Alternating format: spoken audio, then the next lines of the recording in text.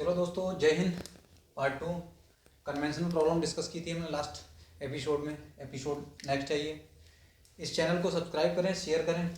अब क्या करने जा रहे हैं, परफॉर्मेंस देखेंगे अगर कंडेंसर प्रेशर बढ़ाते हैं तो। जैसा कि आप जानते हैं कि VCRS में 4 कंपोनेंट, एक होगा एवरपेटर, यहाँ कॉन्स्टेंट प्रेशर पे हीट एडिशन होगा।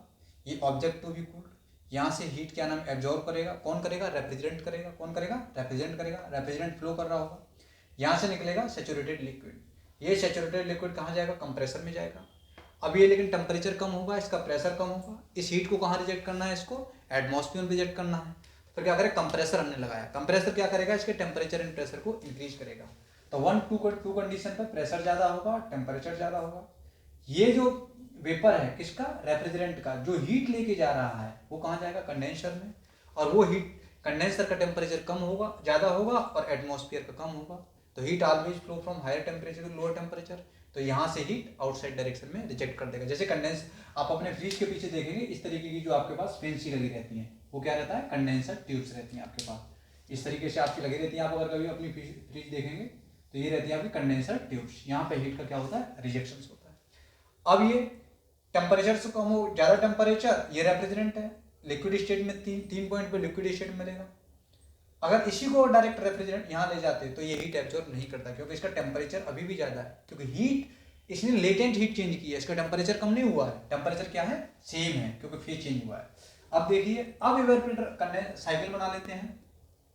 1 से 2 आपको बताया मैंने इस तरीके से लाइन पीएच डायग्राम पे। ये क्या हो गया? कंप्रेशन हो गया। और 2 से 3 कांस्टेंट प्रेशर हीट रिजेक्शन। ये हो गया आपके पास 2 से 3 कांस्टेंट प्रेशर हीट रिजेक्शन। ये हो गया 2 और ये हो गया 1। 1 से 2 क्या हो रहा है? Isentropic compression, reversible adiabatic compression. ठीक है ना? तो अब 2 से 3 कंडेंसर में हीट रिजेक्शन, कंडेंसर में हीट रिजेक्शन, ये हीट रिजेक्ट हो गई। और 3 से 4 मैंने आपको बताया था क्या? Throttle valve, isenthalpic process. कैसा होगा? आइसेंथैल्पिक होगा। 3 पॉइंट और 4 पॉइंट की इंथैल्पी क्या रहेगी? सेम रहेगी। 3 पॉइंट और 4 पॉइंट की इंथैल्पी सेम रहेगी, लेकिन प्रेशर ज़्यादा यहाँ होगा, यहाँ कम होगा। टेम्परेचर यहाँ ज़्यादा होगा, टेम्परेचर यहाँ कम होगा। ठीक है ना?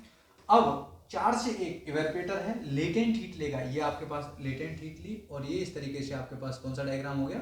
ये pH diagram of a simple cycle. ये आपके पास अगर इस केस में रेफ्रिजरेंट इफेक्ट देखा जाए तो ये वाला जो है आपके पास, ये बताएगा रेफ्रिजरेटिंग इफेक्ट RE1। देख लीजिए, और ये RE1 की वैल्यू कितनी होगी?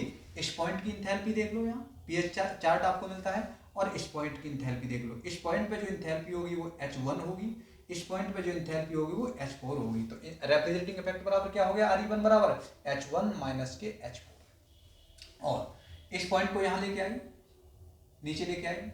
इस पॉइंट पे जो इंथैल्पी होगी वो क्या होगी? 2 होगी।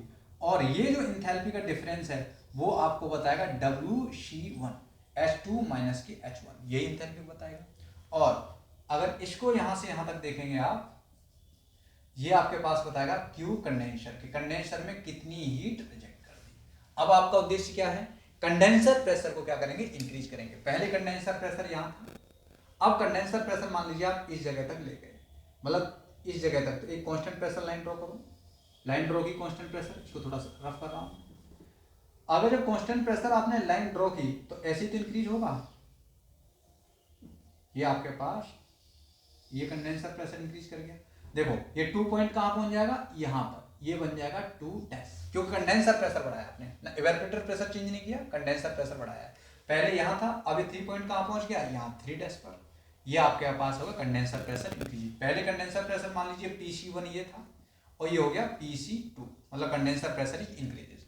अब थ्रॉटल वाल्व में कहां से एंट्री करेगा? यहां से एंट्री करेगा, और यहां से क्या होगा? एक्सपेंशन होगा थ्रॉटल वाल्व में, और कहां पहुंच जाएगा? यहां पहुंच जाएगा। इस तरीके से ये लाइन यहां पे आ जाएगी। देखिए, तो ये क्या हो जाएगा? 4 डैश। पहले रेफ्रिजरेटिंग इफेक्ट कितना मिल रहा था? H1 माइनस के H4, लेकिन अब इस पॉइंट को नीचे लेके आ जाएगी। अब रेफ्रिजरेटिंग इफेक्ट क्या बोल दिया आपने? इसे बोल दिया RE2। तो RE2 बराबर क्या मिल जाएगा? H1 माइनस के H4 डैश। सो RE2 बराबर क्या मिल गया? H1 माइनस के H4 डैश। अच्छा, पहले कंप्रेशन वर्क कहां से? यहां से यहां तक था, लेकिन कंप्रेसर का इनलेट तो अभी भी यही है। पहले आउटलेट ये था, लेकिन अब जब कंडेंसर प्रेशर बढ़ा दिया तो आपने आउटलेट क्या बन गया? ये बन गया। तो आपके पास जो कंडेंसर प्रेशर है, जो वर्क है WC2 इतना, देखने से ही पता लग रहा है, पहले कंडेंसर इतना वर्क कंज्यूम कर रहा था, अब कंडेंसर क्या कर रहा है, इतना वर्क कंज्यूम कर रहा है।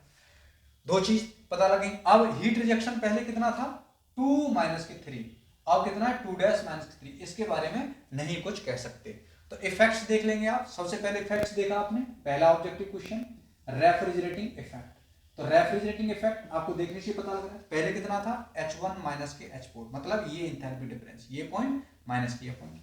अब कितना है H1 माइनस के H4 डैश, मतलब केवल इतना रेफ्रिजरेटिंग इफेक्ट। तो इतना रेफ्रिजरेटिंग इफेक्ट का क्या हो गया, लॉस हो गया, इतना RE decreases. So refrigerating effect is decreases, refrigerating effect is decreases. दूसरी चीज कंप्रेशन वर्क देखो, पहले कंप्रेशन वर्क पहले कितना था H2 माइनस के H1, H2 माइनस के H1, जो कि लेस देन है किससे, H2 डैश माइनस के H1। देखिए कंप्रेसर का इनलेट पहले केस में भी यही था, न्यू केस में भी यही है, लेकिन आउटलेट चेंज हो गया। पहले इतना डिफरेंस था H2 माइनस के H1 कंप्रेशन वर्क, ये है H2 डैश माइनस के H1, तो कंप्रेशन वर्क क्या कर गया, इंक्रीज कर गया।